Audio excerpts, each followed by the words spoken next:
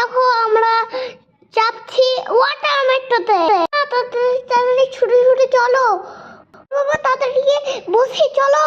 মানে একটা বসার জায়গা পে কি শান্তি হলো রে। আরে চল, আমার জলে জলে ঘুরতে ইচ্ছা করছে। ওয়াও দেখো বাবা কি সুন্দর সমুদ্রটা। বাবা দেখো কত মাছ, হাঙর মাছ। জলটা নেবে একটু চান করি।